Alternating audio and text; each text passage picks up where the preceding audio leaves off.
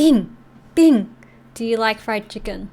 Does it like fried chicken? It has to like fried chicken. No, it's asking me if I like fried chicken.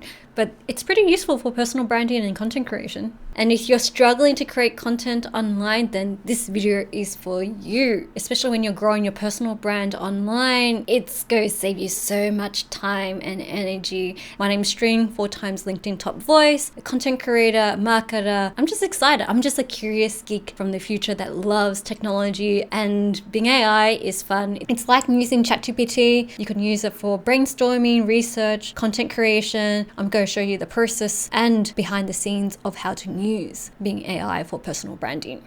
Brainstorm 10 different ideas about personal branding topics for introverts. And the key here is you could write this prompt, brainstorm 10 ideas about topic for audience. By connecting the topic to a relevant audience, what it does is like create specific content around it. Instead of going very broad, it goes very specific. So knowing your audience makes a difference. I like this one, but make it more trendy and topical to grab people's attention. Give me 5 other suggestions. Cool. So you could even improve your headlines, improve topic ideas. The first line of a post makes a difference in increasing engagement and click rates and attention as well. Act like a social media writer that writes a 200-word caption on the importance of personal branding for professionals. See how fast it writes? Rewrite it conversationally and make it shorter. How interesting. See how fast it is? But I find that using AI tools, it does like 70%. The more specific you get, the more that it gets more engaging with it. Rewrite it to be a listicle using fried chicken emoji. So I find that like with writing AI tools or using AI writing tools, that there are good ways and bad ways of writing it, but the important thing is just like getting the ball rolling. Use it as a brainstorming session, use it as a drafting session.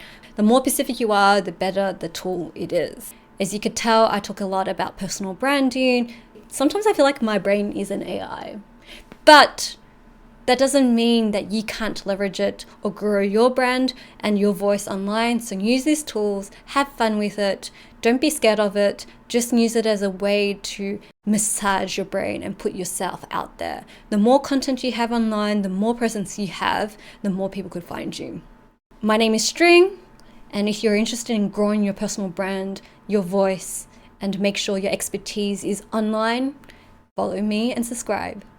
And I'm going to ask it to write a carousel. Create a carousel PDF content. Write out 5 to 10 pages with a tip each on the topic of International Women's Day. I could have typos on this and it'd be okay. And you could also ask it to include images as well. But I find that it's a bit verbose, as you could tell. Verbose. And it's so each point that it's been shared right now, it's thinking about a page each. I'm probably going to ask it to rewrite it to be a sentence each, very pointy, but it's kind of showing that the first one, mentors and empower other women and girls. So that line itself is going to be used for captions to be added to Canva, for example. So by doing this, it saves you a lot of time and focus, but at least like it's giving you the ideas behind it as well, so you can use it for captions. So after it finishes its writing and thinking, I'm probably going to say, hey, can you rewrite this as a caption to be posted onto LinkedIn or social media? And you could even ask it, I ran out, But the idea is you could even ask it to give it a hashtag around it, but the hashtag for International Women's Day is hashtag IWD, hashtag IWD23, and hashtag International Women's Day.